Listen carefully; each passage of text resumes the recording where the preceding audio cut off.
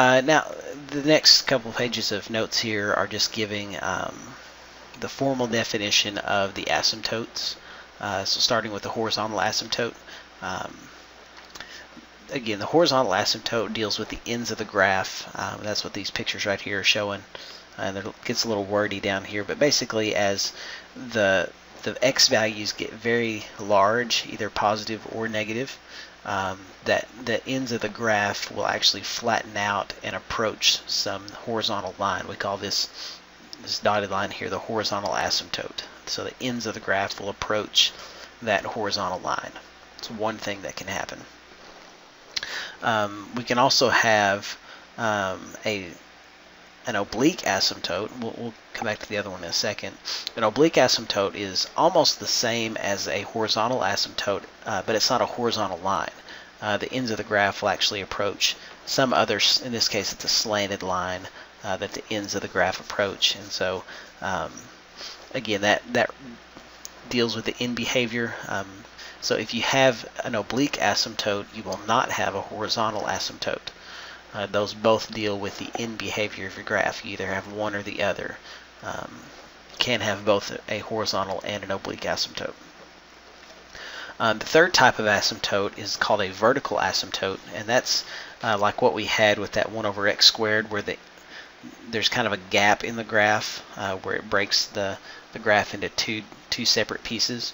So that could look like this, where both pieces of the graph are going up and approaching some vertical line, or they can actually go kind of opposite of each other. One goes up, one goes down.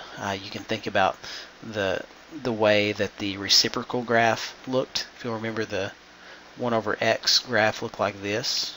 If I can just sketch this in here. This was 1 over x, which is a rational function. Okay, and that's sort of what we got here is with a vertical asymptote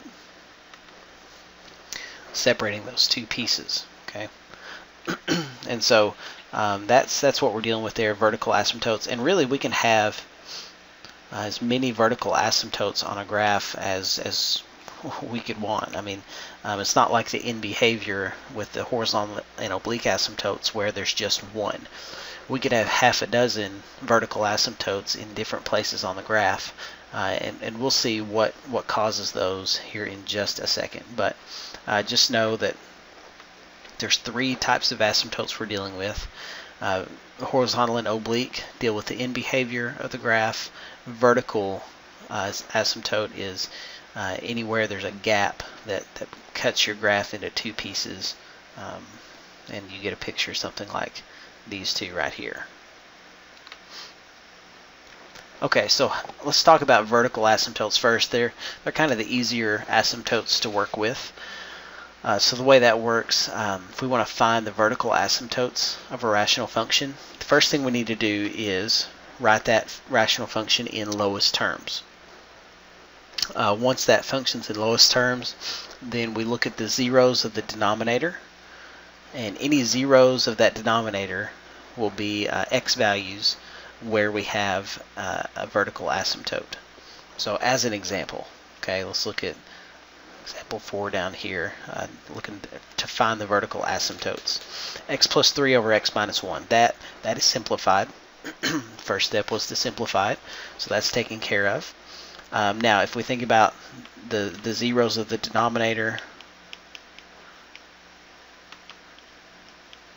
x equals 1 is a 0. If x minus 1 is a factor there of that denominator, positive 1 is a 0. So we should get a vertical asymptote at x equal 1. Is that the case? Well, let's check it out. Let's graph that thing. So another way we can find vertical asymptotes and kind of check our work is with the calculator. Okay, we've got x plus 3 over x minus 1. We'll caution you as you put these functions in the calculator. Make sure that you use parentheses where needed around the numerator and denominator of these rational functions.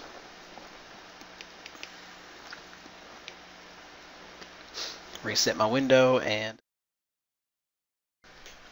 looks like, again, what we're looking for here is that vertical asymptote. So at x equal 1, that's right here, we do have a vertical line. Notice the graph gets split into two parts right at this vertical line. So that does match up with what we got in the example here, vertical asymptote at x equal 1. Okay, next, part B, x over x squared minus 4. If we look to try to reduce this, it doesn't reduce. We can factor that denominator. It's a difference of squares, but nothing cancels out, and so the vertical asymptotes are going to be where the zeros of the denominator are. So, for this factor, if x plus 2 is a factor, negative 2 is a 0, x minus 2 is a factor, means positive 2 is a 0. So that's where we'll get the two vertical asymptotes.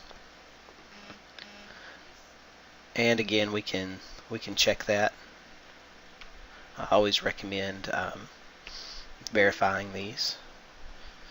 So let's do x squared divided by, or I'm sorry, x over x squared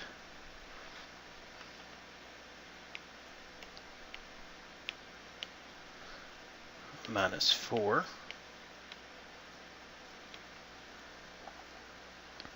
And if you'll notice, we get that same sort of behavior. Let me adjust this window so you can see that a little bit better. Maybe zoom in on those y values a little bit. And so you can see here's an x value negative 2. Here's an x value positive 2.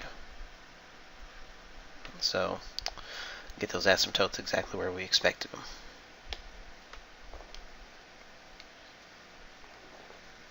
Part C, x squared plus 1 in that denominator doesn't factor. We saw that in a previous example. And we also said that for x squared plus 1, there were no zeros, right? There's no way we can factor that. And earlier we came up with something like this.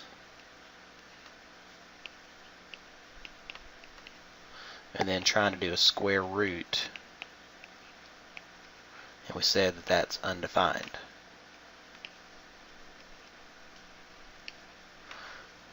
Okay, so in this case, there's no zeros in that denominator.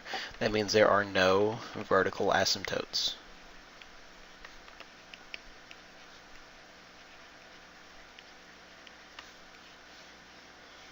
Okay, and we can verify that again. If we do x squared divided by x squared plus 1,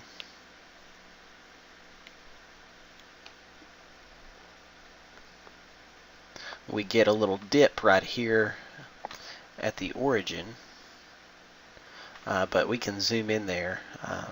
We don't. This is not like a vertical asymptote. Okay, it's just kind of a little dip there,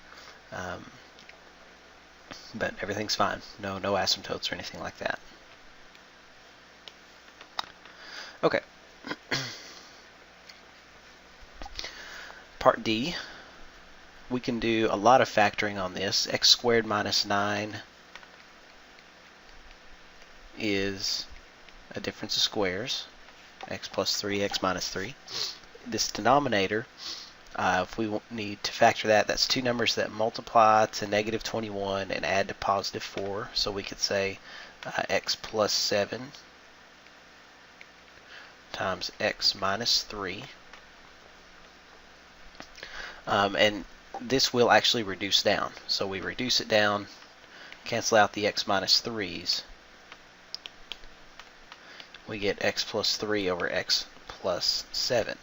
So even though there's there's two zeros in this denominator originally, one of them is kind of canceled out by the numerator, and we're just left with 1 0 here at x equals negative 7 for that vertical asymptote. And once again, we can prove that. Kind of get an example of it here.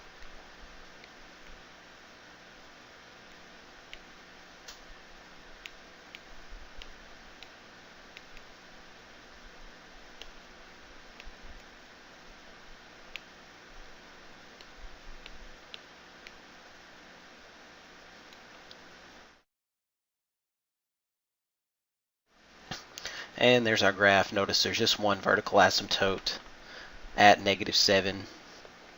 We don't have one over here at +3 because it got canceled out. We reduced that fraction down. So that's important when you're finding those vertical asymptotes. Make sure that you are reducing those fractions if possible, and then from there you can look at that denominator and find those zeros. So just a question here, something to make you think a little bit. Why does the graph of a rational function never intersect at the vertical asymptotes? So why wouldn't our graph cross or touch this vertical asymptote here at -7? It has to do with the domain, right? The domain is undefined.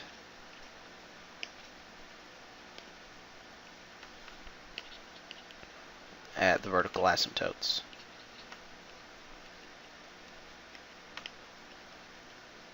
In other words, it goes back to putting a 0 in that denominator.